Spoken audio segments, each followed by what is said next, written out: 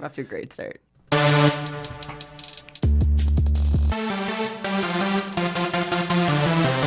This is Tall Can Audio.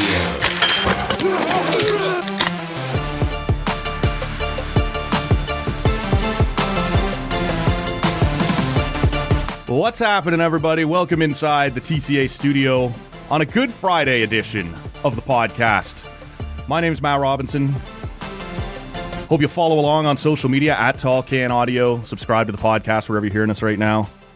And it's been a minute. I don't know exactly how long. We'll get to that, I guess. Michaela Schreiter's here. What's happening? Hi, Matt. Happy Good Friday. It's a great Friday. It's a great Friday. Really it's sunny in Ottawa. It's a little cold, but it's sunny. And that's any day that's sunny right now is a good day. Especially coming off the weird, was it Wednesday? Ice storm. The thunder and lightning, ice storm. ice blizzard, downpour. Why do we live here? It's so weird. It was very weird. There was, I don't know if it was as bad out here, but in Almont, like, we had intense lightning. And at one point, like, I swear to God, it hit right behind my house because, like, I wasn't anywhere near a window and my whole house lit up. And then I heard this crack of thunder like I've never heard before. Like, I'm pretty sure somewhere around me got hit by lightning. And how are the dogs at that point? Are they, like, on your feet? Like, are they, like, right on you? Or my one dog is. My one dog hates thunder. Right. It's my girl dog. My boy dog is just like he doesn't care. Nothing really bothers him. But even that crack, he was like, what's going on? Whoa. This is serious. Right. We had a dog for, when kind of through our teenage years or whatever. And she was incredibly timid, which was great. She was too scared to run away or, like, do anything. Also half crippled, so even if she did want to run away, like, we would have caught her. It wasn't going to be a problem. Great dog, but she was scared of basically everything. Yeah. And she was a golden retriever, and so Mom's rule for the dog was she was never allowed in the living room. That's where the nice furniture is. That's where the carpet is, right? The dog can't come in there. And she was tremendous. She would never come in. Like, she was incredibly well behaved. And occasionally you could tell, like, she'd put her, like, snout on the carpet and look in at you and, like, see, can I get one paw in before anybody notices? Whatever. But everyone loved the dog, except my dad, who just sort of acknowledged the dog's existence, right? Didn't hate her, didn't love her, was just sort of fairly indifferent. Mm-hmm. And so one night, all of us have gone to bed, except my dad, and there's an incredible storm going on. And there's this huge crack of thunder, and it scares the shit out of the dog, who charges into the living room to jump up on my dad, basically, right? Like, I'm scared.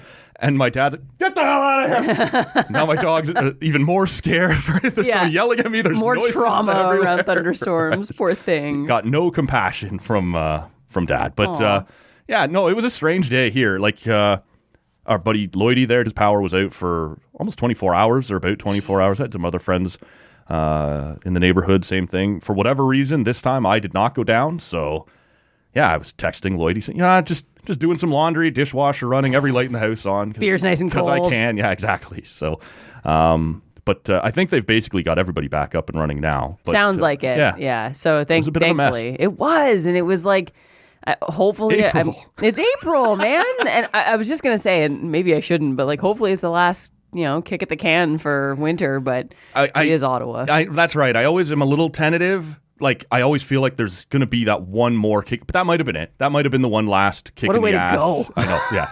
Went out hard. Right? She went out like a bang. Right. We got beers today. You have brought me beer. You've dipped into the mystical fridge out there. Why don't we start with what you got? All right, let's off to a great start. Mm-hmm. There we go. I went with a classic today, Matt. Yep. I went with a Octopus Wants to Fight IPA from Great Lakes. It's one of my favorites. Can't go wrong. And I don't pick it up as often as I should, admittedly. And so every time I come here, there's often been a can in your fridge. I like it a lot. And I'm like, all right, got to go with it today. What do you have? So just on the Octopus there, last weekend I had a friend in town for who I hadn't seen since before the pandemic, and, like, it's one of those people, like, I'm hard, like, it's hard to keep in touch for anybody, right? Mm-hmm. And I'm one of those people that after a certain amount of time, like, I just, it's a fault of mine, but I kind of let it fall apart, right? Like, I'm not good at staying in touch. Mm-hmm. For whatever reason, this is someone who, like, every week, at least once a week, we FaceTime. And so she was in town to visit last week, and, like I said, for the first time since before the pandemic. So I knew there'd be a beverage or two.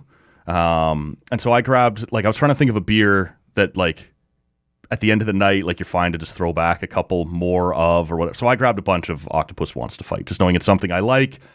I didn't want to be blowing through the show beers, right? Which those are precious, right? You got to have a bit of a variety around to keep doing the pod. So yeah, bought a bunch of the octopus, and I kind of forgot how much I liked it when you sit down and have 3 or 4 of those in an evening. I'm amazed that at 6.2%, it's your finisher for the night. I'm too old for that.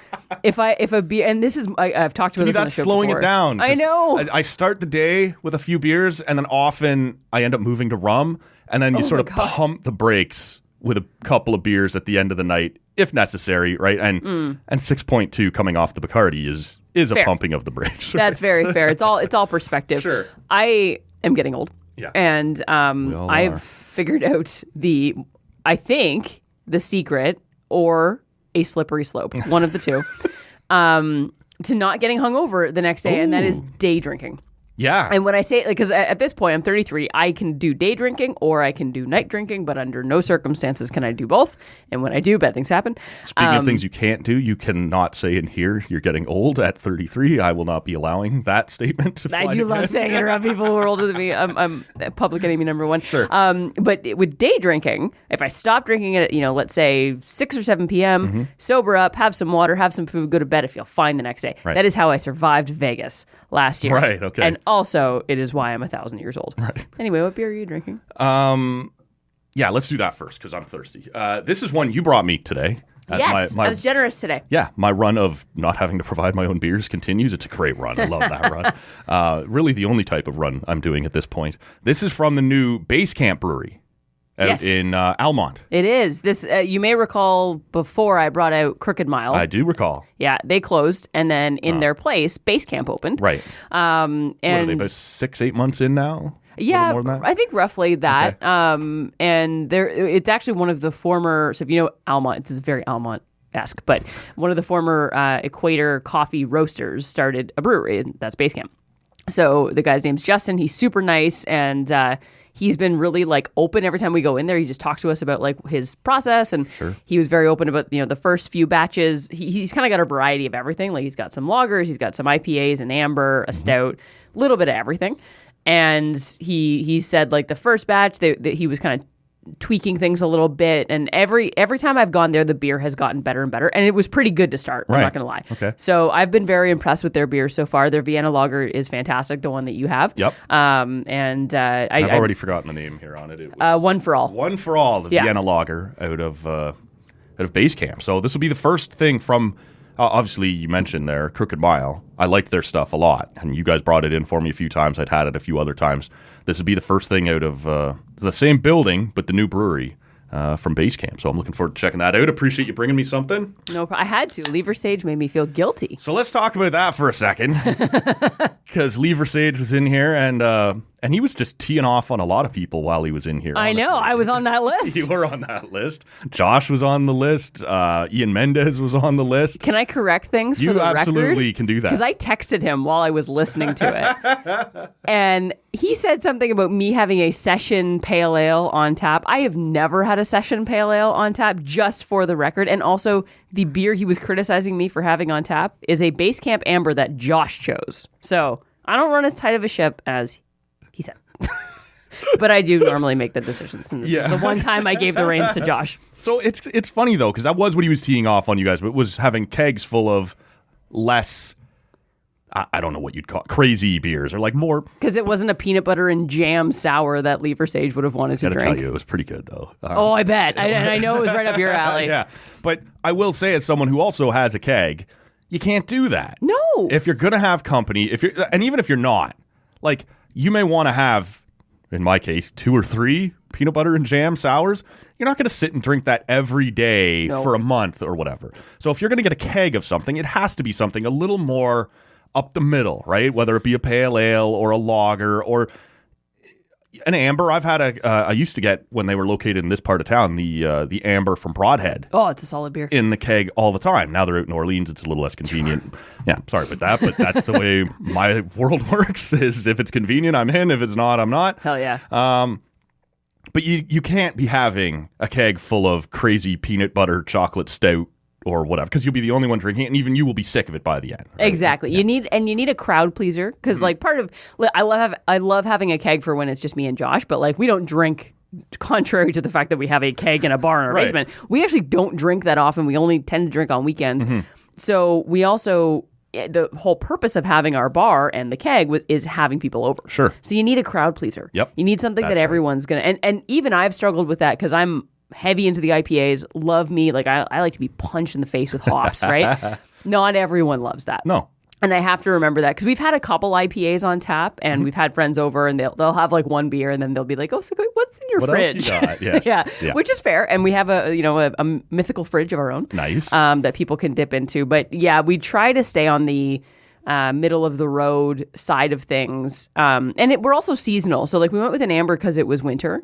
We're getting into spring now. So we'll probably get into like, a pale ale, IPA, maybe a blonde at some point throughout the summer. And then in the fall, we get more into the darker beers and stuff. But yeah, you got to have something that you can drink quite a bit of and consistently, and something that, is a crowd pleaser and more people want to drink. Plus, it's hard to find the super weird beers on a keg. In a keg, yes. Yeah. Because often the breweries are just testing it out, see if people like it. They don't have kegs of it laying around to dole out. Like for me, when I say you can't often have like really dark, you can. Like I've often had the stout from Vimy, but it's not a chocolate stout. It's not a peppermint stout. It's just a straight up standard stout. And so it is mostly for me at that point, but it's not like most most beer drinkers can sit down and have one of them or whatever and not feel too weird. But you're right. You can't be doing anything too crazy on the cake. So you got me onto the Vimy stout, actually. Very good beer, It is. And like, I don't love stouts. I'm a Guinness person for sure. But like,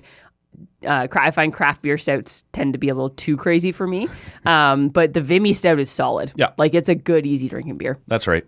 Lee was in here just taking swipes at all kinds of people and very on brand for him. And I want to make it very clear, I love Lee Versage. Like he's my colleague, he's my friend. I love the guy, but our relationship is based on us making fun of each other. Okay, well, fair enough. We're going to do it in a public forum. Well, then, you've both now taken your swings and your friendship appears to be in a great place.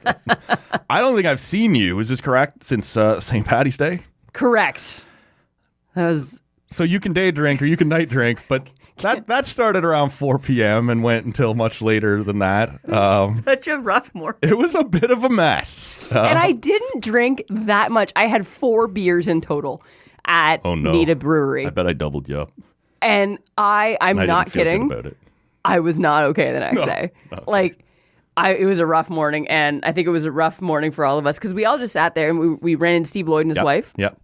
And we drank with them, and then as the night was winding down, Andy brings us a free Andy round from the brewery. Yeah. Like, and you can't say no to that. No. When the owner of the brewery brings you free beer, and I think that's what tipped me over. And then I drank too late into the night, and then I ended up not feeling well. No food other than some popcorn for about 6 hours. I don't even remember what time we left. Around 10, maybe 10:30. And it wasn't even that late of a night when you think about it. Just too late for us. It was the duration, and I agree with you, and I've talked to Lloydie since as well, who also did not have a great morning. It was the point when Andy started bringing the free ones, and you were smart enough to pump the brakes even then. I had at least 2 or 3 more free ones. Oh my God. Well, I mean, you got to get it where you can, right? Like, free beer is free beer. Well, I'm used to Andy handing out free beer. If you're ever in the studio when Andy walks in, he's always got extra. But yeah, it was just the duration of the session with no food. And I got home and I ordered pizza. I think I texted you and Josh about this the next morning. I ordered pizza, which felt very college of me, right? Like, oh, I got to eat now. Like, and my pizza didn't show up, but 2 loaves of garlic bread did. I don't know that I'd be upset about that. That sounds like a great option. For the first 3/4 of a loaf, I was like, whatever, this is fun. This is great. And now you're just like, I wish there was at least a pepperoni in here somewhere. Was it cheesy garlic bread? Yeah. Oh, okay. Yeah. Okay. At least you had some cheese in there. It was loaded garlic bread, but I don't know what happened. And Matt, we're too old for this. I know it didn't feel good. That was St. Paddy's Day. That was the first time I've gone out for St. Paddy's Day, honestly, since I was in college, except for what Josh corrected me on this. We did go to the Glen in Stittsville with my mom and Charlie, my stepdad, once a couple of years ago. Okay. But it was like when you're out with your parents, that doesn't really count. No. Like I had a couple Guinness and then I went home. Yeah. This was the first time going out, and it was a stark reminder of, hey, you're too old for this now. Yeah. Well, I had texted Lloydie when you guys we're on your way in and just said, hey, by the way, because I know he and his wife are craft beer people as well. So we're going to head over to Nita if you just want to join us at some point. And sometimes they're in, sometimes they're not. It just so happened, for whatever reason, his kids were at the grandparents that weekend. Mm-hmm. He said, we're over at the Barley Mow. You know, maybe we'll come down, maybe we won't. So you and me and Josh walk in and Nita and sat down for like 5 minutes, and then he came over. He already had a table. He said, yeah, come on. About 6 hours later, everybody headed out, and he had obviously had to Uber home as well. Come back. He texted me at like 8 o'clock in the morning for whatever. He's like, just over here, get in the car. Oh, Lord. It was a fun night, though. It was fun. It was great. And we had a great time with Steve. It was great. And I had never met his wife before. I hadn't either, no. It was great to meet her, and they're really fun people. So it was, all in all, it was a good night. It was just, we paid the price for it. 100%. Too old for this shit. Too old. One last thing on the beer front before we move off that. I want to touch on a bet I got going on with Hoffley right now, which is quickly gone off the rails for me. It's Yay. Oshawa Generals, Ottawa 67s in round one of the OHL playoffs. And the 67s, after Thursday night's 9-0 trouncing of the Jennies, up 3-1. So I want to get this out once more now while I can, because by the next time we talk, I think this is going to be done. And God love the Jennies. They got pounded in game one, 7-0. Came back, pushed really hard, lost in a 1-goal game in game 2, won in overtime in game 3, and then, got absolutely beat down again in game 4. But Hoffley and I have a bet, 12 beers for 12 beers, and a financial donation in either direction. If he wins, I make a donation to CHEO, the Children's Hospital of Eastern Ontario. Anyone here in the Ottawa area knows how amazing CHEO is, everything that they do for kids and families in this local area. So that's an easy slam dunk. I wanted to go, if Hoff wins along with my donation, I would also owe him a 12-pack from Oshawa's All or Nothing Brewery. Nice. And if the Jennies were to miraculously get it together. You never know, Matt. You never know. And reel off 3 in a row here. Hoffley would owe me a 12-pack from a brewery that I guess he explained was a sponsor of the 67s. I guess that's why he's chosen this one. I shouldn't speak for him, but I'm speaking for him because to me it was crazy that he chose this brewery. A 12 from the Mill Street Brew Pub in Ottawa. You and I have talked about that. You know that place very well. I love that place. I got married there. The location is amazing. The staff are amazing. The people are amazing. I've been a little down on Mill Street since the acquisition, right? Yeah. That's just snobbery by my part, right? And we're all guilty of it. But I will say, right now, I will always support an Anheuser-Busch brewery. Yes. Or beer. 100%. I will drink a Bud Light right now if I have to. We'll get to that, I think. We will. We will. So that would be the brewery that he would be providing me beers from. And he would make a donation to for probably a lot of people, a slightly less known charity. It's called the Denise House in Oshawa. And they support abused women and their children looking to get a fresh start, a safe start, a healthy start moving forward, whether it be shelter for an evening, whether it be meals, whether it be outreach for education, job training, whatever it might be. But it's helping women in Oshawa and the Durham region get away from bad situations and get back up on their feet and get going. So that's the Denise House. You can check that out at thedenisehouse.com. Of course, we'll post the links to all of this stuff in the show notes at talkcanaudio.com, wherever you're hearing this. If you got a couple bucks and you're kicking around on Easter weekend, if you want to support the Denise House, if you want to support CHEO, both of them very worthy causes. I wanted to get those out there one more time because I have a feeling this bet will be coming to an end fairly quickly. You know what? And you can support either charity. Anytime. Regardless of who wins. Mm. And you can drink Anheuser-Busch regardless of who wins. This is true. This is true. Or any beer you want. That's right. So all those links will be in the show notes wherever you're hearing us right now. Love that. Look, we got a bunch of stuff we can talk about here. Why don't we start, though, with a question I asked on Twitter. Uh-oh. That being, over the course of the last 12 to 18 months, maybe a little less than that, you'll correct me, we've seen you head off to Orlando to watch high-end women's sports. Mm-hmm. Seen you head off to Seattle to watch high-end women's sports. Going to Portland in May to watch high-end women's sports. Okay. It is a long weekend, mm-hmm. and just down the highway, mm-hmm. the Women's World Hockey Championships are going on. Do you notice I'm sinking lower and lower in my seat as you get further into this question?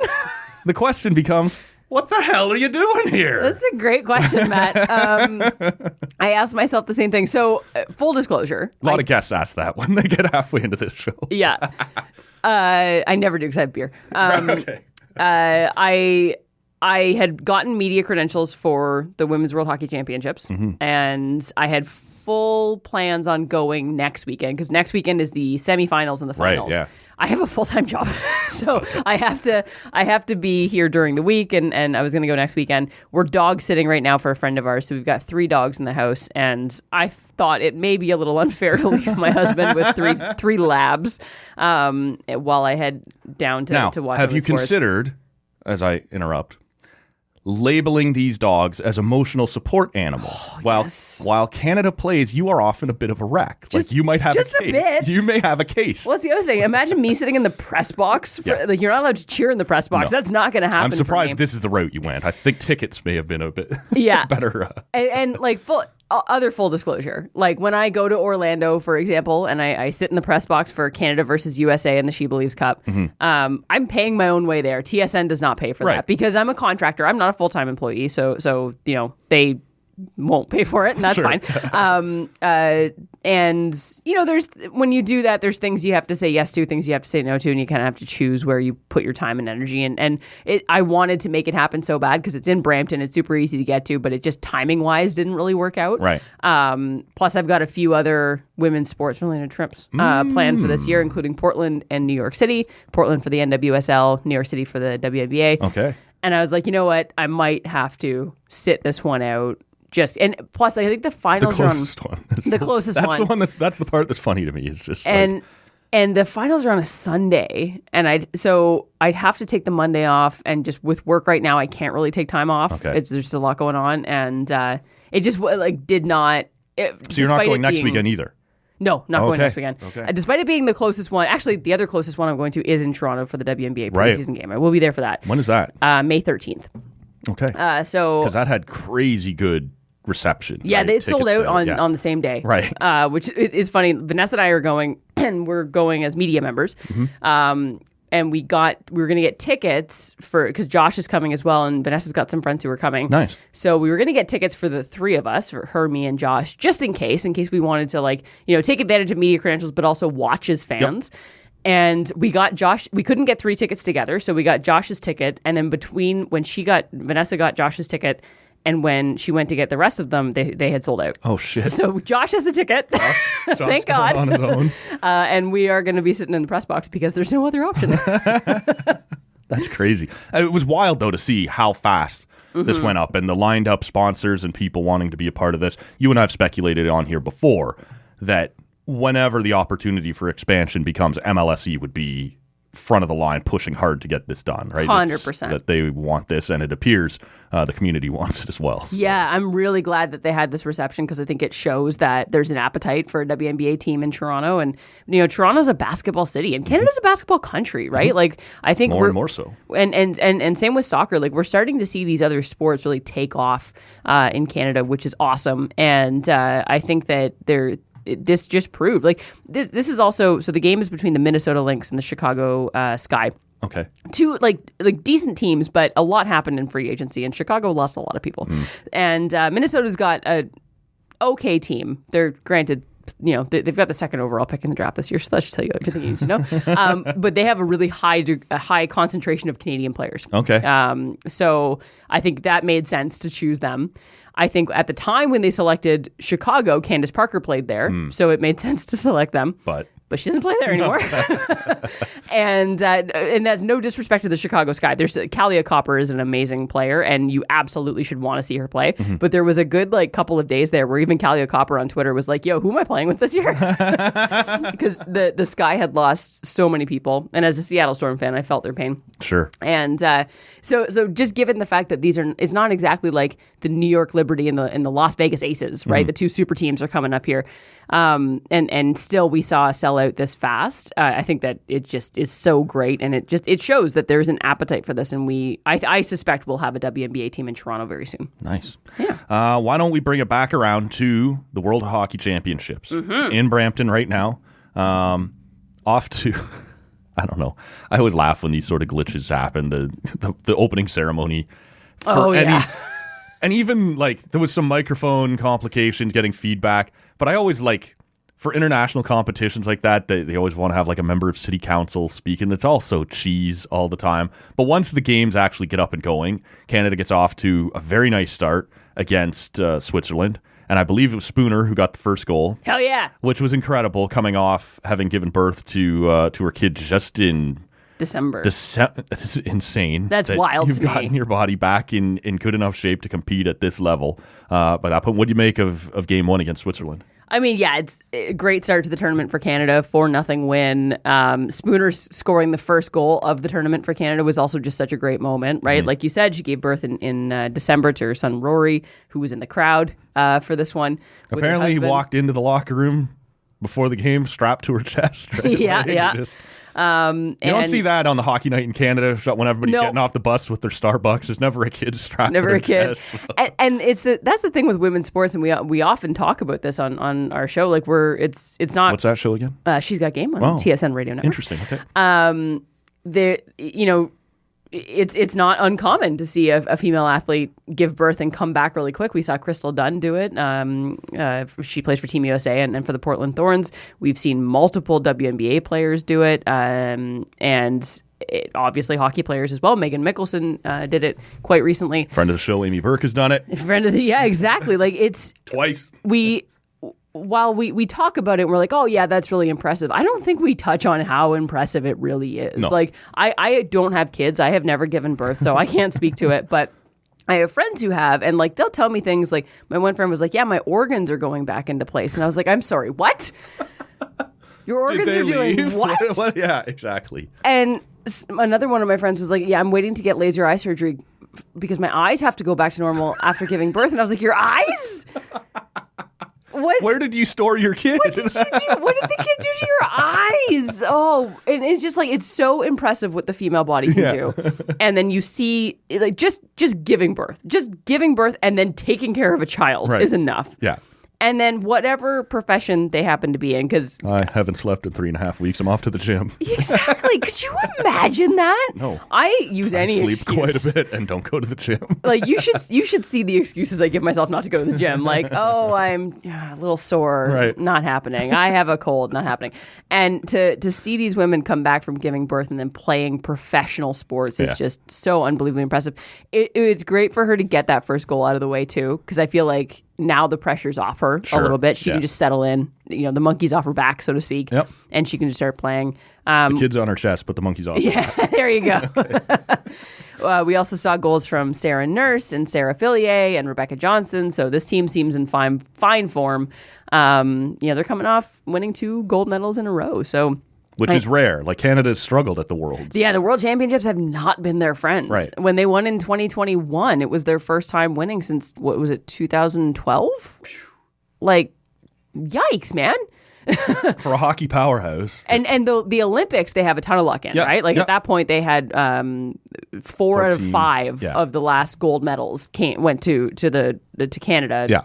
The States won in Pyeongchang, but we don't talk about that. Barely even count. It was a shootout, so didn't count. Not better. See, this is why I can't go to the press box.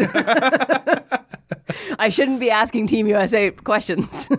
Hey, Haley, don't you think USA sucks? Tell me whether or not winning in a shootout counts. Haley. Right, yeah. Go ahead. She knows. Hillary, sorry. I meant Haley, like Haley Salvian, who'd be up in the press box. Oh, yes, that's fair. I know She's who much Hillary more is. professional than me. She would be fine. Right. It's off to a good start. Have you paid much attention? What have ticket sales been like? What's the embrace been like from the community? What are you expecting out of the rest of this? I think that, granted, they're playing in Brampton. I think the capacity in these arenas is like 3,000. Yeah, it's an OHL rink. Yeah. I was honestly a little disappointed that they weren't playing in Toronto. Like, I don't know, and I don't know what went into the decision behind Brampton. Right. I know a lot of players, there's a high concentration of professional Canadian athletes from Brampton, right? Like, Kadisha Buchanan and a number, that's the only one who comes to mind right now, but I promise there are more. Okay. I don't know why they chose Brampton, but I think Canada could... Was this not a last minute one? It could have been because the World Championships have been a little bit all over the place the last couple of years, right? Right. Remember they were canceled, and then yeah.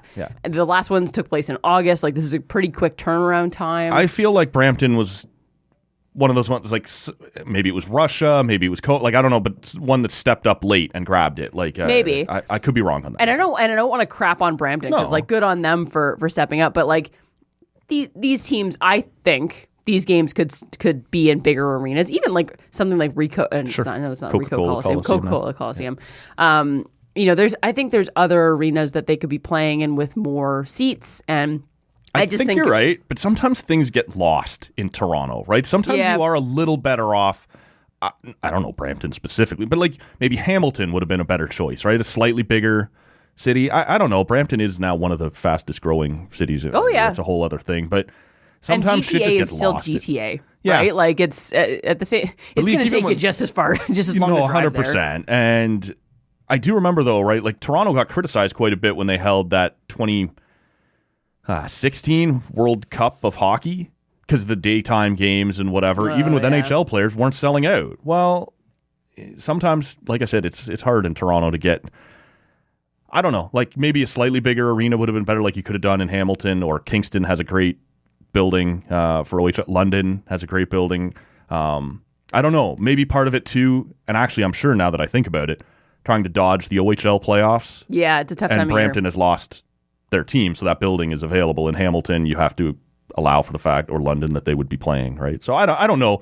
I just was curious how the breakdown had gone, whether it had looked like it had been well embraced. Once we get into the medal rounds and the USA games, like that shit's going to sell out for sure. And I think it's been pretty well so far. At least, like I don't know, I don't have the numbers off the top of my head, but the games I've watched so far looked pretty packed. And there's a lot of Brampton's also any of the GTA cities really. Like there's a huge contingent of young hockey players, right? There's so many.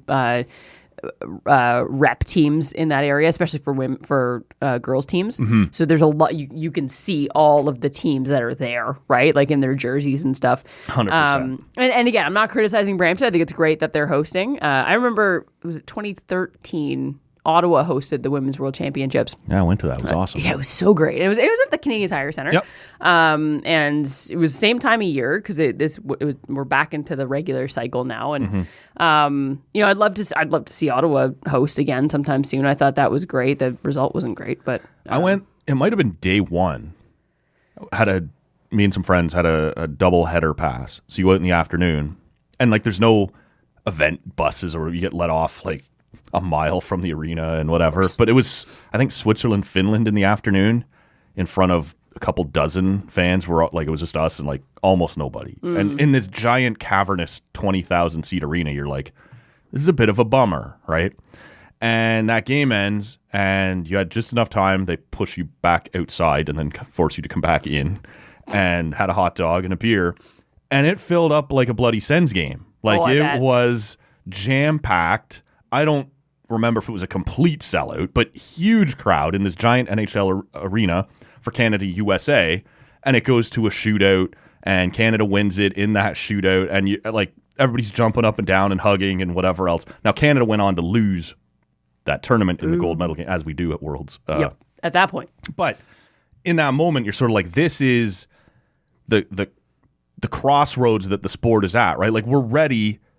And I just referenced a few minutes ago the Men's World Cup of Hockey in Toronto in 2016. Canada games are sold out. If you want to throw Europe at Czech Republic in 1 p.m. in the afternoon, people just aren't going, right? Yeah. Like it's the same across the board. It really is, right? Like especially on a weekday afternoon, it's a tough sell. But that was about as much fun as I've ever had in that building. And I've seen the Leafs have a lot of success in that building over the years. Yeah, I'm sure you have. And I think it's also worth noting, it's amazing the difference between 2013 and now, how women's hockey is covered in this 100%. Country, right? That tournament was not promoted to the same level that we're seeing tournament promoted. We didn't have the same, I can't remember, but I guarantee you there wasn't the same access to a panel, high profile people on the panel. Right. Tessa Bunham was still playing on the team at that point. That's right. So that's fair. But the coverage of the Women's Worlds has also increased dramatically in recent years. So I think as we see that continue to happen, we're going to see attendance go up, viewership go up, all that stuff. And it still, again, Canada, USA will always draw a crowd. 100%. Always. That's the second time that I'd seen it. I was at the Four Nations Cup or something in Kitchener in like, I don't know, 03, 04, something like that. And that was, Kitchener's one of the great OHL barns, and that place was just hopping. Sold out loud as hell. Canada won that in overtime. Haley Wickenheiser, you may have heard her, scored a goal in overtime to win it. But that's a blast, right? So as we look at this year's tournament again, I believe, and you'll correct me if I'm wrong, that Canada in the rivalry series was down 3-1 or 3-0. 3-0. Came storming back to win it. Hell yeah. In Game 7. So here we are at Worlds. And can we read anything into that? How significant are the roster changes? Is Canada going into this one, in all likelihood, staring down another matchup with the USA? Would they be considered the favorites this year? Or would you still tip it to USA? It's so hard with these two teams because I don't think there ever is a clear favorite. It's always a coin flip. Right. And even with the rivalry series, like the rivalry series that we saw this year is a prime example of why it is impossible to predict the outcome of these two teams. Canada goes down 3-0. They come back. There was going to be a Game 7 anyway, but they force a Game 7 and they win the thing. Right. They won 4 in a row. And that flip-flop is exactly the very typical outcome between these two teams. You just never know. I said it in the Olympics, and I think the reason that we've seen Canada win the last 2 World Championships and the Olympics is this might be the best Team Canada they've ever iced. Wow. And, I don't say that lightly. Yeah, I have a tattoo of Haley Wickenheiser's number on my arm. Like, I'm not giving any disrespect to the previous players, but there's just something about this roster, man. Like, they have such great chemistry. Whenever you have Marie-Philip Poulin on your team, it's also, she's the trump card. That's the cheat code towards best roster ever. She's a cheat code. You've got Sarah Nurse. The biggest roster change really has been Natalie Spooner coming back. Yeah. And so Canada's only gotten stronger. And Renee Desbiens is a fantastic goaltender and has been playing, I think, some of her best hockey in the last couple of months, years, really. Sarah Fillier, another year better. Like, and she's the next one, right? Like, she's going to be the future of this team, and she's already come into playing such a right now, role. The next one might almost be diminishing, right? Like right now, she might be the other one, and then it's not next anymore. Right. Like, it's so unbelievably impressive. The next one's probably Caitlin. Oh, I forget her last name. She was at the U18. Caitlin Kramer at the U18 World Championships. Like, the next one's not here yet. Sarah Fillier is here, right? And she's playing so well. Sarah, like I said, Sarah Nurse, like. Sarah Nurse scored more points in the Olympics than any other Team Canada player ever has, right? Like, she's sitting there, like, quietly being one of the best players on this team. I remember Mayhem on the cover of the NHL video game. Yeah, no big deal. Just scored on an NHL goalie in the All-Star game. And I don't want to take anything away from Team USA because they also have a number of amazing young players in particular. They have a next one of their own. They sure do. Yeah, in Abby Rock, right? Abby She's Rock. come along pretty well. And she's so good. She could have chosen which team to play for, and she chose America. I didn't it's fine. know that. I'm not bitter. But they did just lose Brianna Decker. Okay. She retired. Yeah, and I've long said to anyone who will listen, Brianna Decker's the most underrated female hockey player of all time. I think she's one of the best American hockey players to ever play hockey, and she just loved playing against Canada. And anytime Hillary Knight's on the ice, it's she loves to score on Canada. So I would never predict a winner between these two teams, but I do think that Canada's on a roll right now. They're feeling themselves. They're feeling pretty good. So I like their chances, but at the same time, if it is a Canada USA final. Flip a coin, man. And keep your wallet in your pocket. Yeah, don't bet on it. And also don't talk to me. Right. Bet on a good game. Don't bet on a winner. Yeah, exactly. But do the prop bets. Yeah. Oh, yeah. I guess maybe the biggest story that's not involved in the tournament is who isn't there. And we've seen a player from Slovakia. She's at 15 years old. I'm going to let you take a shot at the name. Nela Lapushnova. Okay. Thank you. I think I'm pronouncing it correctly. Right. I've said it many times on the air, so if I'm not, please let me know. She's been lighting the world up now for like 2 years, which seems ridiculous at 15 years old. She's out there just doing Michigan's on like high level 18-year-old players. It's a shame that we won't get to see her in Brampton, but like this has to be huge for the sport to get one of these superstars.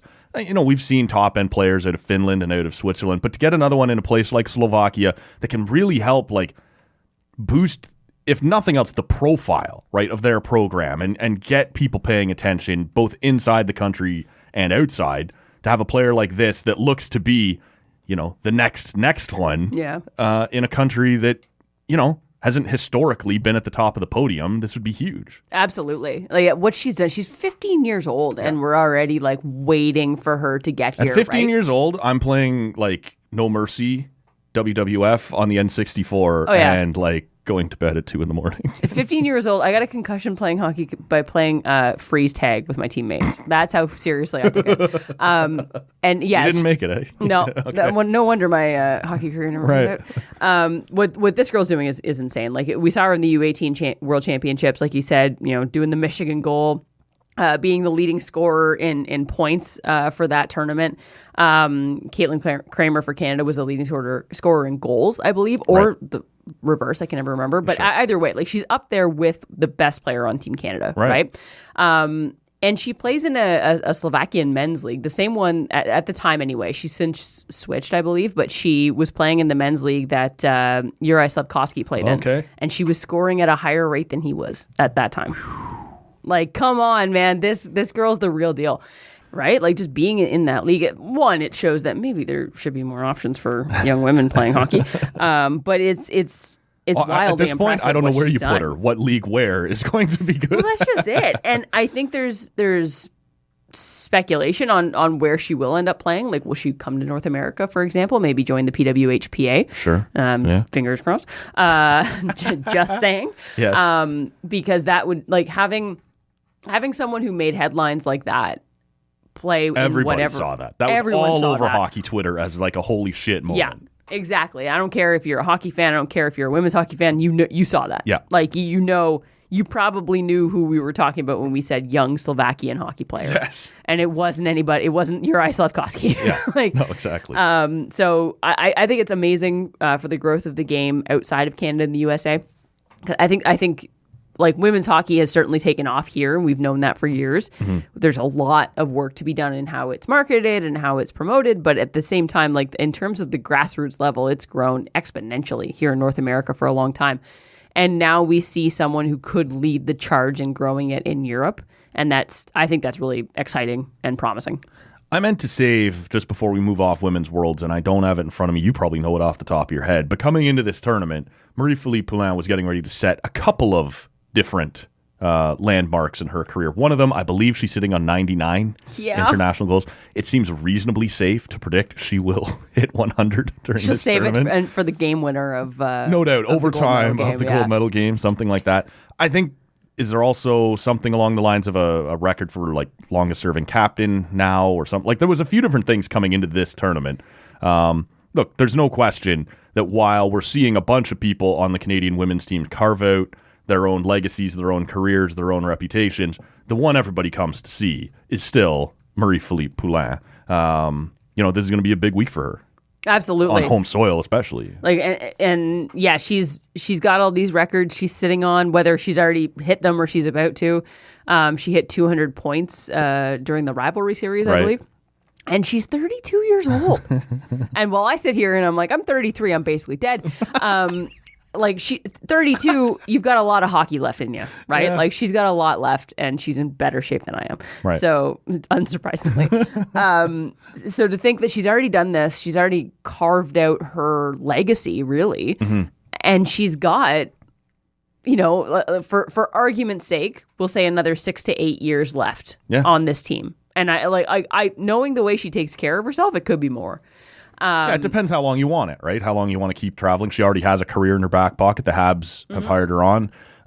She's going to compete through at least this next quadrennial, heading into Italy, which is the next Olympic Games. And then I guess you sit back and you reconsider. But if she wants to, there's no doubt she'd be a dominant player for at least another 4 years after that. It becomes about life choices at that point, right? And and what you want to do. The PWHPA, like whatever league they set up, like I think she wants to be a part of that, and we saw her lead the charge in the CWHL for a long time. So I think she's got a lot of hockey left in her, and we've already seen so much, and yet we have so much more to go, which is so impressive.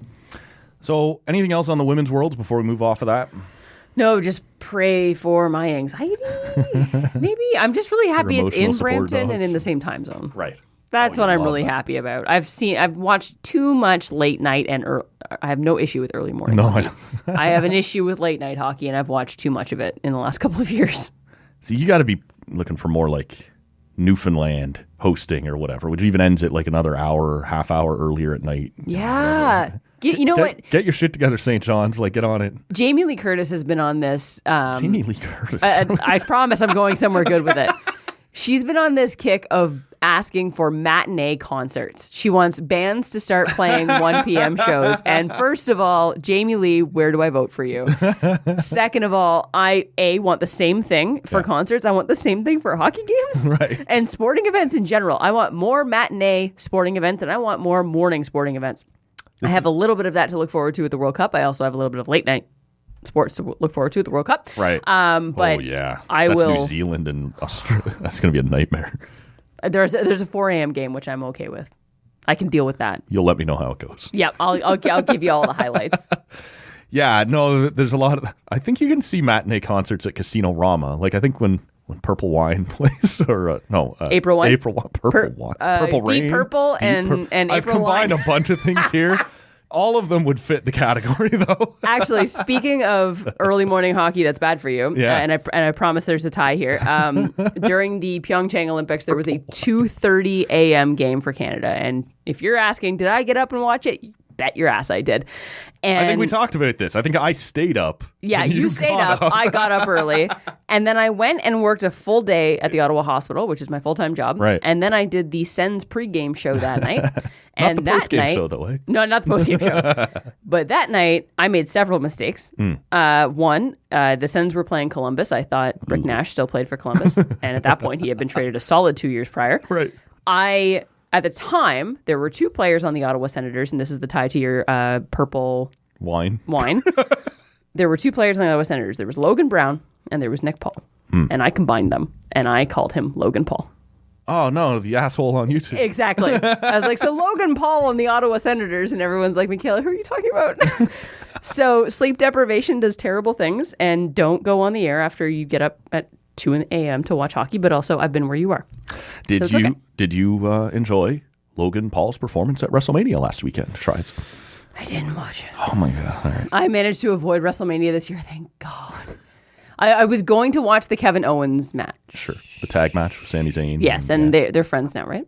Yeah. Okay. Tag team. I was like, why are they mad at each other versus why are they friends? Oh, I know. It depends which 6-month segment. Exactly. Yeah. The ultimate soap opera. But I managed to All right. get out of it. All right. God.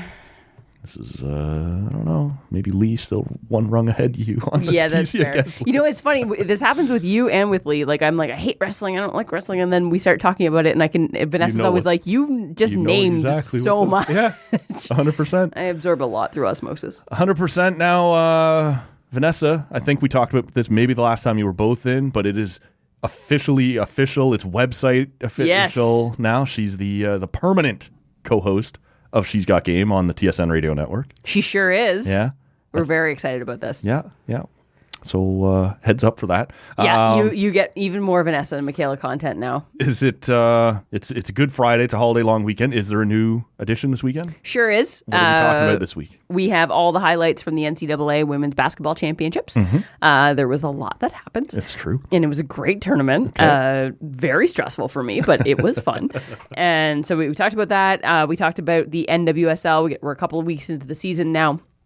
Portland is looking great, but their NWSL is on a break right now because Canada is set to play France in a friendly on Tuesday of this week, actually. Okay.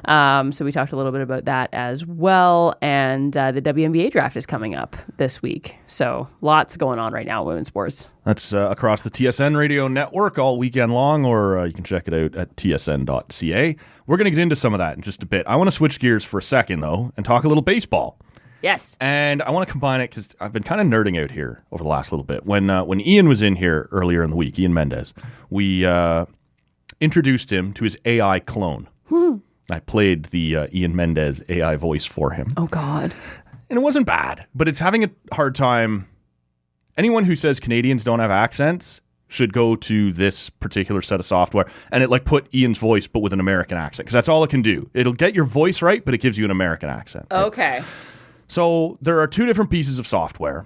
One of them is you ask these AI bots different questions. And then the second piece is you can type anything you want or copy and paste anything you want, and it will recite it to you in an AI voice that is remarkably human-like. So I've got something here that I want us to work through together and just see which ones you like. Don't worry, I have not cloned your voice. Okay. This is a randomly generated voice by the website that I'm using.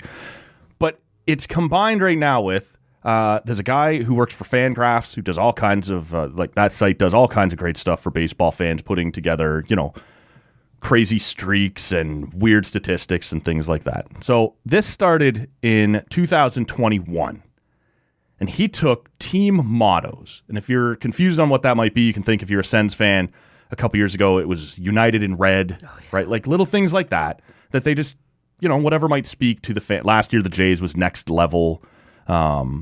So in 2021, this guy took every Major League Baseball team's official motto from 2020 and programmed it into an AI bot and said, make up new ones for these teams.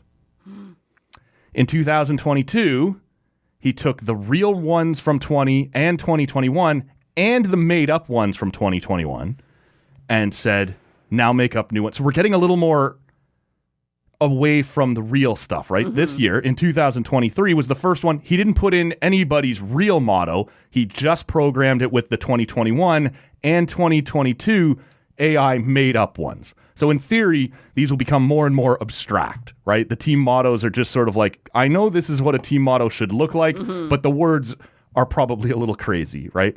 So I want to play. I didn't do all 30 because some of them were just, like the Blue Jays one was...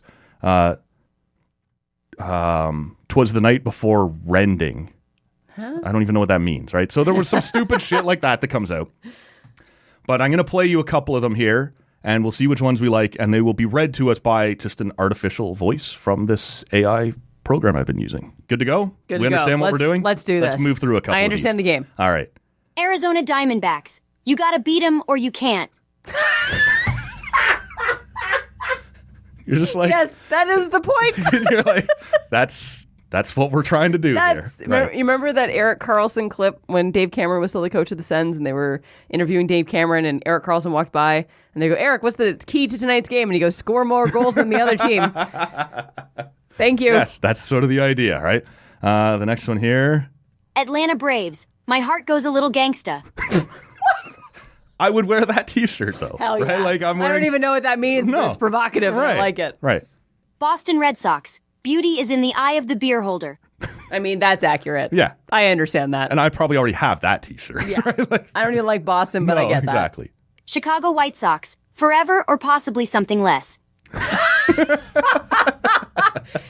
That's good. The only better Chicago White Sox slogan could be like Chicago White Sox, the other Chicago team. We're that other one. Cincinnati Reds. You said we were going to the beach. Not excited to be at the Reds game. This is apparently. great. Colorado Rockies. It's going to be beautiful or maybe acceptable. Yeah, walk it back a little. If you're a Rockies fan, you know it's not going to be beautiful. Also sounds like the weather in Ottawa. Right. Houston Astros. Good luck, fuckers. Yes. Yeah. Hell yes. That one could not fit any more perfectly. Like, good luck. We've already figured out how to beat you, right? Yeah. We've got our little scandal, our little whatever. Chef's kiss. Right. Los Angeles Dodgers. Let the great unwashed wallow in its squalor. for the richest team in baseball. Yikes. That kind of fits. I don't mind that. Yeah. Los Angeles Angels, testaments to the boom times to come. Looking forward to some boom times. That's awesome. Yeah. Milwaukee Brewers, we build the block, we sell the block, we fucking rule the block. Oh my God, that's aggressive. Milwaukee, calm down. Yeah. New York Yankees, playing the hipster bats. See, I don't think hipster when I think Yankees. No. I think the opposite of hipster. Exactly. Right? Yeah. Mets is hipster. Yes. And I cut theirs out because all it said was, this is no longer Broadway. And you're like, all right. Like, some of them are just... Well, inaccurate, but yeah, sure. Yeah. Philadelphia Phillies, this team is awesome and we have the scanned documents to prove it. Need evidence. I love this. And after being like kind of a team that wasn't really supposed to get to the World Series last year and make that, I kind of like it. We can prove it. We were good. Good, we swear. Yeah.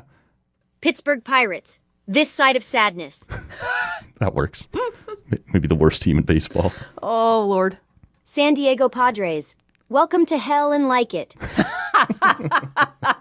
Just, I think 2 more here for you. And I think this next one is... no, there's one more before that. Let's hit the Giants first. San Francisco Giants, this team is highly compatible with booze. Yeah. A lot of teams. Yeah. Highly compatible with booze. Baseball in general. And Leaf playoff games coming up. Ooh, yay. Yeah, yeah. Let's see what we got next. I think this next one is maybe the most appropriate in the entire list. Tampa Bay Rays, this club is so busy winning that they don't need you. Yeah, pretty poor attendance in Tampa Bay. This one works. And just one more to go here. Texas Rangers, if it ain't broke, what do you want us to do about it? So, in theory, this guy's going to keep running them out every year with now just the fake, like the year's previous fake ones, and let the AI take off from there instead of the real ones. And yeah, in theory, every year they'll get more crazy. So maybe we'll look at these each year. Did you have a favorite? Oh, man. I like the Angels. In testament to the boom times to come. Yeah, yeah. I like the boom times. Let's see what that's all about, right? The Houston Astros just... Good luck, fuckers. I feel like that unites baseball fans outside of Houston. Yes. In general. It could not be more on the nose. Exactly. Yeah. And the Dodgers, for me, with all the money they spend, whatever it was, let the minions wallow in their own squalor. Yeah. Wow. But the Boston Red Sox pairs well with beer or something like that. Beauty is in the eye of the beer holder. There it is. Clearly, was I paying attention? I loved that one. And I'm a Boston football fan. But outside of that, Still, I hate every other Boston team with a burning passion. But I love the city of Boston. I relate very hard to the city of Boston. And I feel like that was very accurately portrayed to the city of Boston. So, loved it. What do you think of the voice? I think there was some moments where the inflection isn't perfect. Like the last one, the Texas Rangers. If it's not broke, what do you want us to do about it? I think it's how it's supposed to sound, but it sounds more like almost like gangster, right? Like, if it's not broke, what do you want us to do about it? Yeah.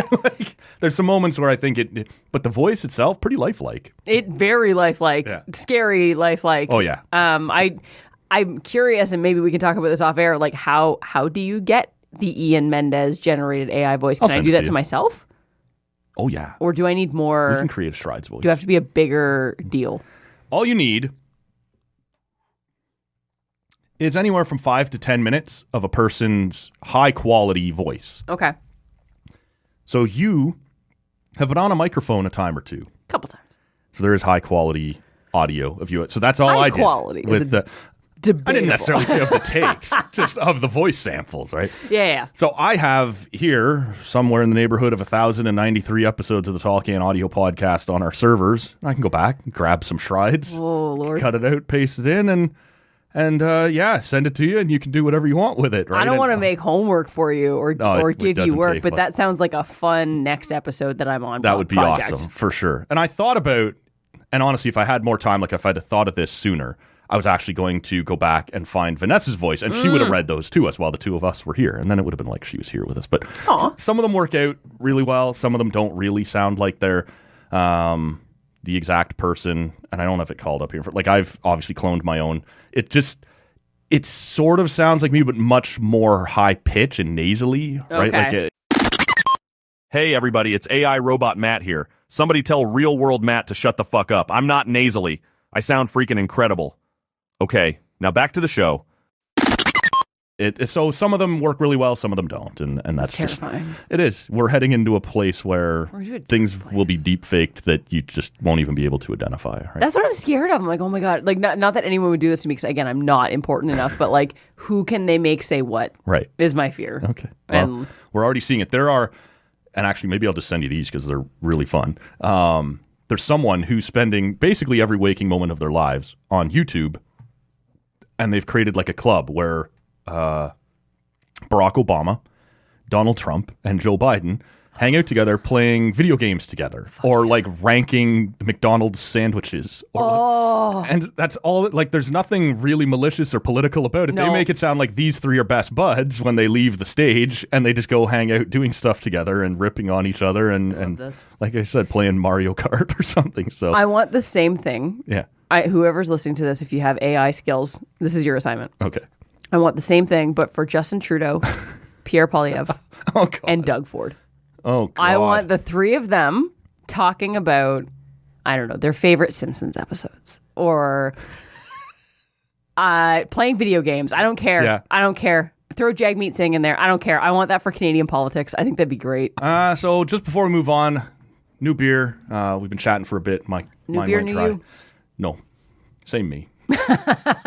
This is the Chalktown Stout, which I had the last time, 2 episodes ago when Mendez was in here. I pointed out that it was listed as a dry stout, and he goes, well, it's called Chalktown. Like, it's just probably going to be dry. I don't think that's what they were going for necessarily, but just kind of mid-afternoon here, 4.5%. There you easy go. going stout as we coast through this. We are coming off the March Madness. Hell yeah. NCAA basketball. I will be honest, I watched 0 minutes and 0 seconds of the men or the women. Just not my game. You're lucky to get me to watch the pros and the college. It doesn't grab me. I know it grabs everybody else. This isn't some, it's stupid, it's bad. No, it's me. I get it. I'm the problem. It's me. It's me. Hi. Yeah. Yeah. I get you, Tay-Tay. But I do understand that it was an incredibly noteworthy tournament. Lots of stuff going on. What did you take away from March Madness, which wrapped up, I guess, last weekend? Yeah, Sunday was the women's championship. I only paid attention to the women's, by the way. I can't get in the way of the all right. crack. I do this all the time. I talk, and then I ask a question, And then you crack and now it. I'm ready to crack my beer as the other person starts to talk. I respect it. I have to respect the cracking open of the beer. So I only watch the women's tournament. I don't watch the men's tournament. Right. And again, it's me. I just don't have time. Sure. But the women's tournament was absolutely fantastic this year. I don't know if you've heard of Caitlin Clark, but she had herself On your Twitter a time or two. Yeah, I talk about her a lot. We've known since her rookie year that she is one of the best basketball players in the world right now. Mm-hmm. And she's just gotten better and better as the years have gone on. And this year in particular, like the regular season leading up to this tournament, was just phenomenal for her. Like every night it felt like she was breaking records or making history. Who was she playing for? For Iowa. Okay. And what's Ooh, they more did good, I know that much. yeah, they made it to the finals. And like, no disrespect to Iowa, but like they basically have Caitlin Clark and that's it. Monica Sonano is a very, very good player, and they've got other very good players. But when you look at like South Carolina, LSU, Virginia Tech, Indiana, UConn, there are other teams with so much more depth than Iowa has. Right. And Iowa just has, like, Caitlin Clark is the team. She is the show. And she's had herself such an amazing tournament. She broke Cheryl Swoop's record for most points scored in a tournament. Granted, Cheryl Swoops did it in one fewer game. Mm-hmm. It's worth noting. Sure. But despite losing in the championship, so Iowa got to the championship, which in and of itself was pretty impressive. Not a lot of people had them What going was there. their seed? They were technically second seed, Okay. like two seed, Yeah. because they won their conference. But South Carolina was the team to beat. Right. They're undefeated on the season. They're the defending championships. They have not lost a game in over a calendar year.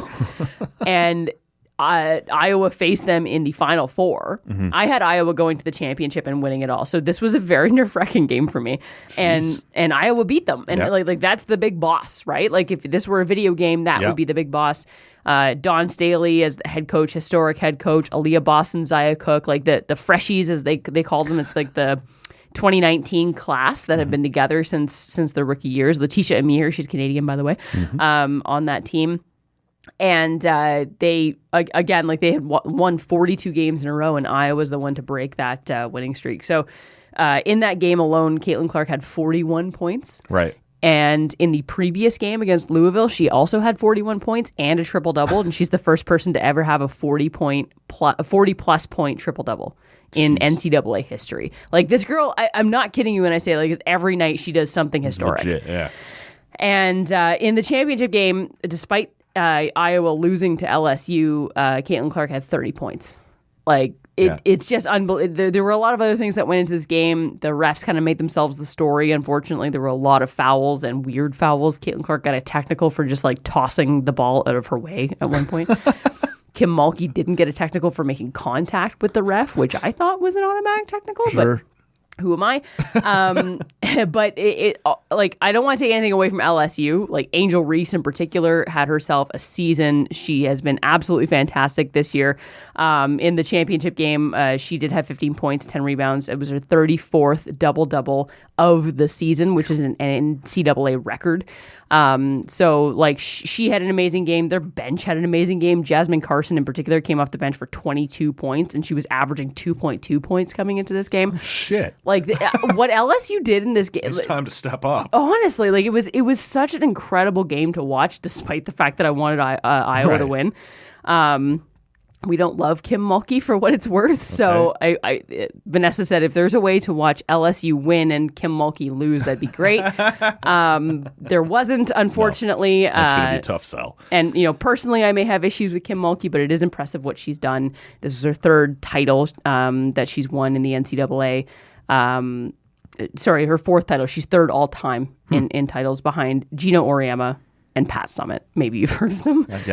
Pretty notable women's basketball coaches. But like this was just one of the most entertaining games I think I've ever watched in my life. It was so wild, and if you told me LSU shot 100%, I'd believe it. Like everything was dropping for them. They shot 54%, but like I saw that and I was like, no, it was 100%. Well, it was a bit of a blowout, wasn't it? The final. Yeah, it was. I don't have the score in front of me, but it was like it was over 100 points that LSU had scored, and I think 80 something for Iowa. That's so my it was recollection as well. Yeah. High scoring game for sure. And LSU had a number of low scoring games coming into this one, so that was very impressive. Iowa's a very high scoring team because again, Caitlin Clark was on the court. If you ask, by the way, Josh thinks he discovered Caitlin Clark. I believe him. And it's a bit like when Ross said he came up with Got Milk. I did. I should have written it down. I wish I'd written it down. And that's honestly been my life for the last couple of years. Every time I mention Caitlin Clark, Josh says something to the effect of like, well, you're lucky I discovered her. So that's been fun.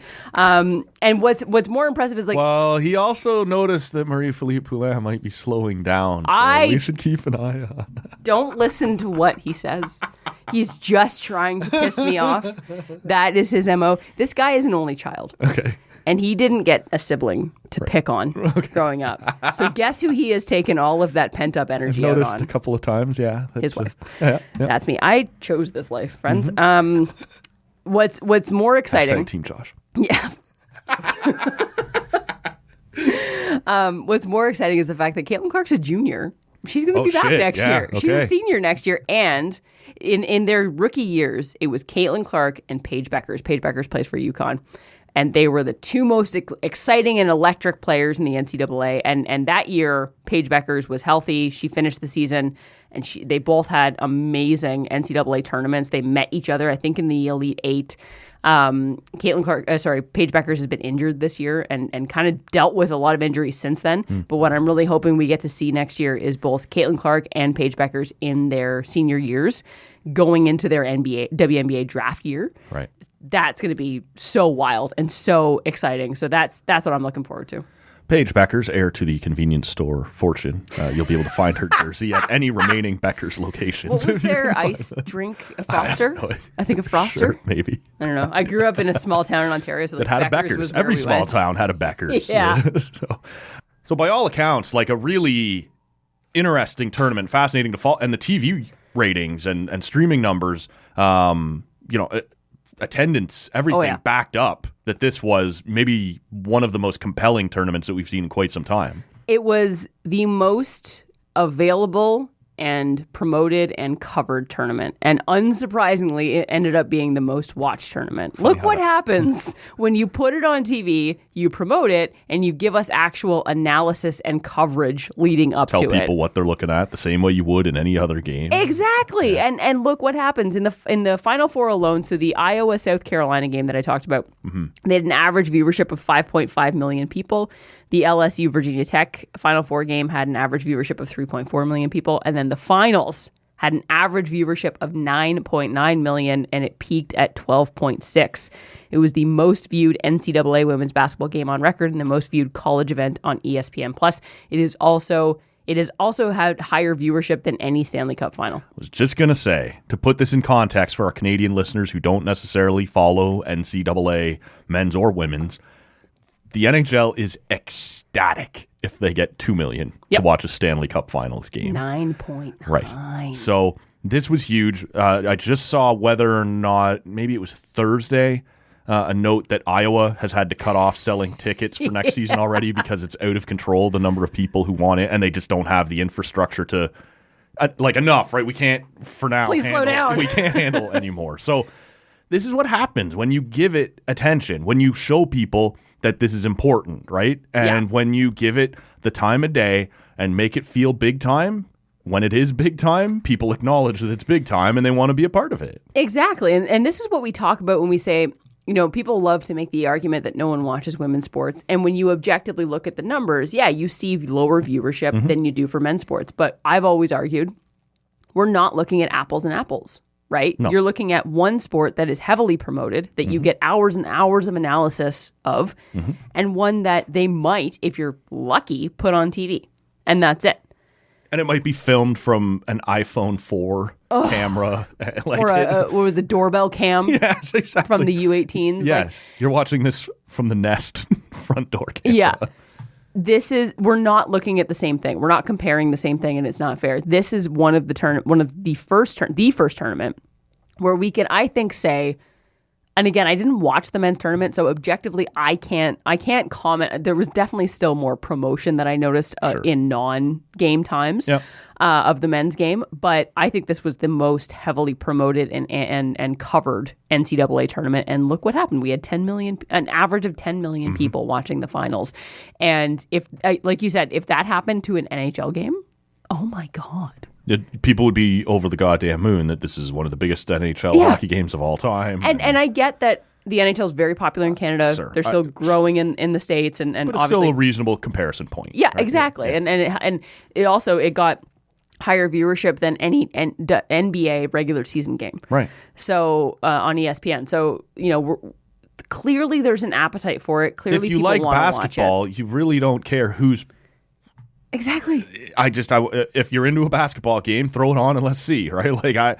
You're not really worried about whether it's the men's or women's university final.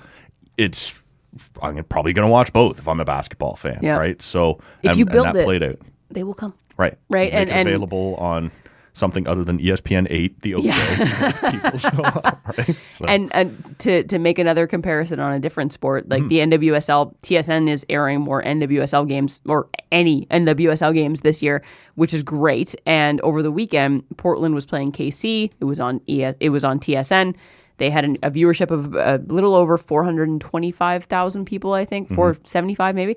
It was the highest viewed NWSL regular season game. And obviously, we're looking at a regular season game versus championship. So, it's not in the millions, but still, look what happens when you put it on TV. It becomes the most viewed NWSL game in regular season history. And also, for comparison, that's probably what you're looking at for your average NHL regular season, definitely more than your average CFL regular season game.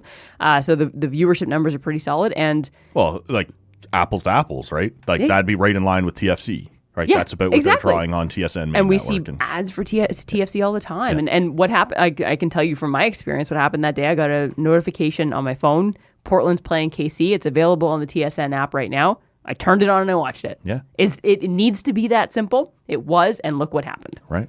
Beautiful. Canada, France. Got a friendly coming up. What is the atmosphere around this thing? The last we heard from the Canadian women's soccer team on a big stage was before the She Believes Cup down in Orlando. And they're back in action now. This is a gear up towards the Women's World Cup, which is coming up at ungodly hours here later on this year. But what is the vibe right now around everything that's going on around Canada soccer and this friendly against France, who's no pushover? No. This is definitely a great measuring stick for Canada. And I think the one thing in comparison to the She Believes Cup is Christine Sinclair was on Julie Foudy's podcast a week or two ago, and she talked about the fact that Canada did not want to be playing in the She Believes Cup, and they didn't play well, and it showed. And they were in the middle of the launching of the public battle with Canada soccer, I'll say, for fair pay and equitable support. And this isn't complicated. Think about whatever business you, good listener, work in, and your people are on strike, and for whatever reason you're told, yeah, okay, but Thursday afternoon you have to work, or we're going to sue you. You working hard? You're having a good time. Thursday is your best foot being put forward. That's what this was all about during the She Believes Cup. This was not the right time for these women to be playing. And I think we're going to get obviously a better effort than that. I think that while they're still in the middle of this fight, they're not a week or 2 days removed from releasing the statement that launched it, and they're still going to get peppered with questions, but not to the 100%. Same extent. Not having Janine Becky, she's out with she tore her ACL, so she's out for the year. That's going to suck. Yeah. But the Canadian players in the NWSL have been doing really, really well. Christine Sinclair, while she's only on the score sheet with 1 assist for Portland so far. Portland has been fantastic. They've scored, I think, 8 goals in their first 2 games and only allowed 1. She's been on the pitch for the vast majority of that time, generating a ton of chances, and making a lot of plays that have led to high danger scoring chances. She's been playing really, really well, and she's been moved to that midfield position, right? She's not a striker anymore. So I think she's settled into a good role for where she's at in her career. Sophie Schmidt is captaining Houston Dash. Kaylin Sheridan is being absolutely solid for the San Diego Wave FC. They're 2-0 so far. She's in goal for them, and she started both games. So the Canadians have been playing really well in their respective teams. Jessie Fleming's over in Chelsea right now, and I think they're all just really thriving with their club teams, and I've loved what I've been seeing so far from them. So I'm liking that for Canada's chances, but I'm just excited to see get a good idea of what this team is going to be heading into the World Cup. And I think France is a better measuring stick. I also hope we get one more friendly between now and the World Cup. What's one of the things they're pushing for is some sort of launch game, kickoff game, send-off game, sorry, is what I'm looking for. Yeah. At home would be great. In June, give maybe. Canadian fans a chance to send them off, cheer them on, watch. Which every team gets. You're defending Olympic champions. Jesus Christ, I can't believe we have to fight for this. Where is this game? This is in France. Okay. Yeah. And is it televised, do you know? This is one of the big things that they're fighting with Canada Soccer right now. Someone will be over there shooting it on their BlackBerry Curve, and it'll be on One broadcast Soccer. Okay. You got to subscribe to One Soccer because of that Canada Soccer business deal that we love so much. And I don't think I don't think TSN even can carry it. I hope I'm wrong. But as far as I know, you have to subscribe to One Soccer right now to watch the women's games. When the men were qualifying, I think it was Sportsnet who had struck the deal with them over TSN, was it not? That was broadcasting, picking up the One Soccer feed. So you're at this point the same thing. Yes, please. Wouldn't that be wild? Wouldn't that be nice for a 6th ranked team in the world versus a team that just qualified for the World Cup for the first time in 30 years? Anyway, yeah, funny that. What is France's ranking right now? Do we know? They are, I believe, they're certainly top 10 third. as well. Yeah. Okay. They're definitely ahead of Canada. Yeah. I'm going to vamp for we quick can do that minute while I look it up. But these are the sorts of opportunities that are supposed to be presented to a team on the way to the World Cup. You want to be playing people in your world. You want to be playing teams maybe a little bit better than you so that you can kind of get your feet under you, what systems are working, what players are working. Like this this is like if you think of spring training or NHL preseason, but with all your good players in the lineup, right? Yeah. You don't have 3 lines of AHLers backing up your one top line. Exactly. These are top-end players playing top-end players. And France is 5th overall. Okay, so they're right there, yeah. one spot ahead of Canada. They're very comparably ranked. Yeah. And France is like the one thing about France in the World Cup is they're always in it.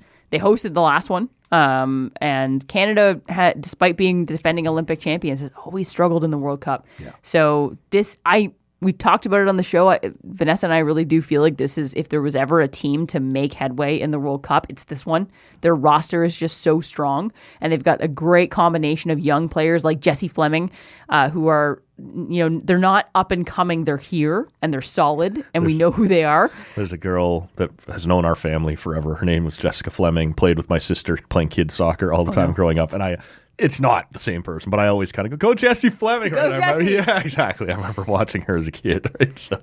And then you've got, the veterans like Christine Sinclair and Sophie Schmidt, still there and still contributing. And so I think it's that perfect balance. Right. And it's that time. If I'll say it. If they don't do well in this World Cup, it's not their fault. It's Canada Soccer's fault. Right. It's the fight that they've got going on with their federation. Because how can you properly prepare for a World Cup when you're not being properly resourced to do so, right? But also you're spending all your time and energy fighting for those resources, and it's hard to imagine being able to play at your best when you have to do that. 100%. Anything else we wanted to touch on before we get you out of here? I don't think so. No. Go Canada in every respect. Yeah, lots of Canadian teams happening or having at it right now. You can check out all of it. You just mentioned.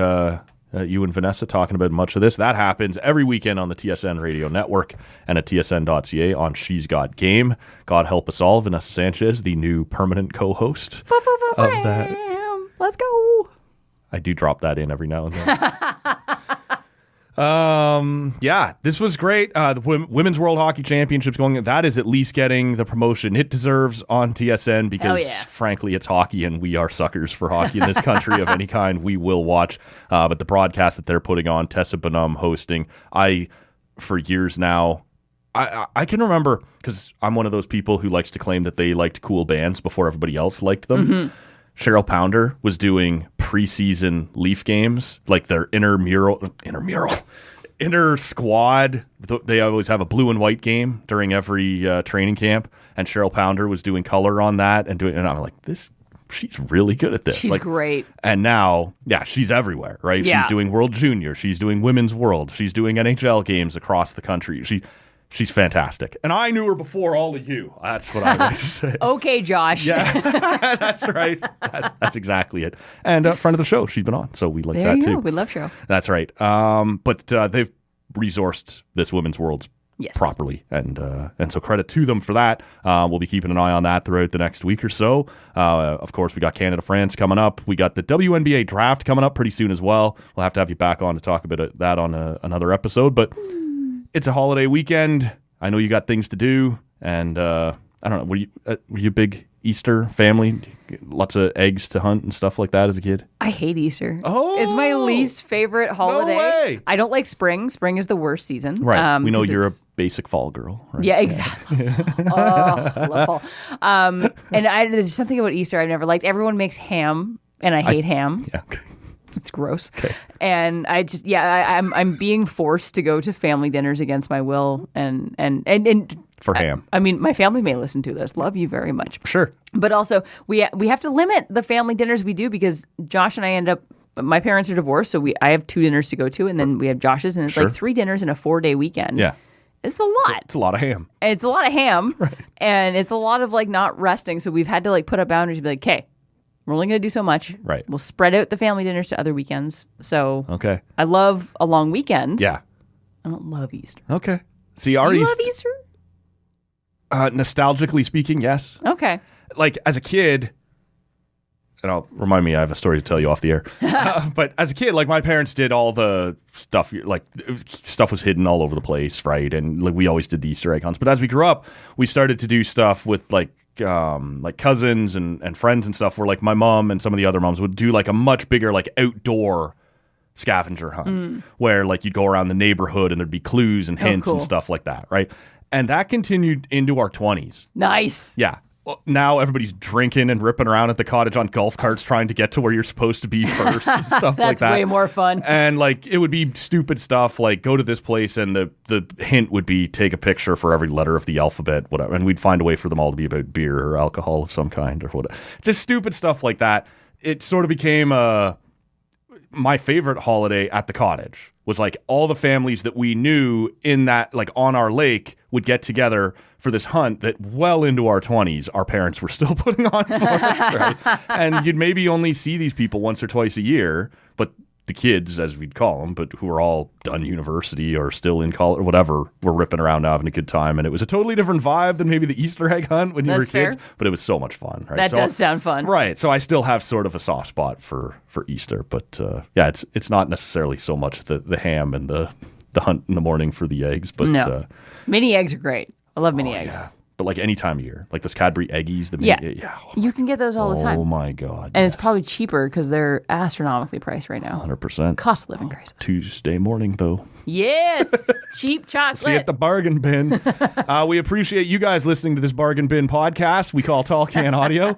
We'll wind this one down here. She is on social media at Schreids, SCHREIDS. Her craft beer takes on Instagram are at Crafted in the Capital. We're on both of those platforms at Tall Can Audio. For Michaela Schreiter, my name's Matt Robinson. We'll see you on Tuesday morning. I should mention that. I was on a roll, Schreids. We were out of here. I got to point it out, though. We won't be doing the normal Monday morning show with Rob. The whole Easter weekend thing throws everything into flux. Rob and I will record Monday afternoon. Look for that Tuesday morning instead. For those of you lucky, I guess, government workers who get a 4-day weekend here. Tuesday morning will be the show where Rob returns. With that all out of the way, we'll wind this one down. For Michaela, I'm Matt. See you next time. The hell is that? Number one bullshit. Oh, number one bullshit. Why are you so pissy?